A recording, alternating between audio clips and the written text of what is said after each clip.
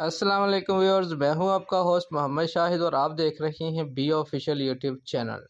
Viewers, Pak Afghan تاریخی cricket series کا پاکستان کی جیت پر اختتام۔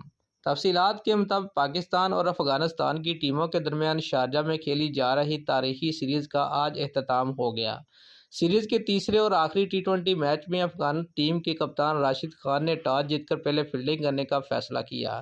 میچ کے لیے پاکستان ٹیم میں 2 تبدیلیاں کی گئی۔ پاکستان کی جانب سے افتخار احمد اور وسیم جونیئر اعظم خان اور نسیم شاہ کی جگہ ٹیم کا حصہ بنے۔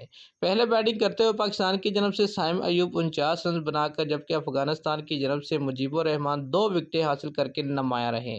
یوں افغانستان کو 183 رنز کا ہدف ملا، تاہم افغانستان کی پوری ٹیم 116 رنز بنا کر آؤٹ ہو گئی۔ یوں پاکستان سیریز کے آخری میچ میں 66 رن سے فتح یاب رہا۔ پاکستان کی جانب سے احسان اللہ اور شاداب خان 3 وکٹیں حاصل کر کے نمایاں رہے۔ افغانستان کی جانب سے عمر زئی 20 رنز بنا کر نمایاں رہے۔ واضح رہے کہ افغانستان 2-1 کی فیصلہ کن برتری سے سیریز اپنے نام کرنے میں کامیاب رہا۔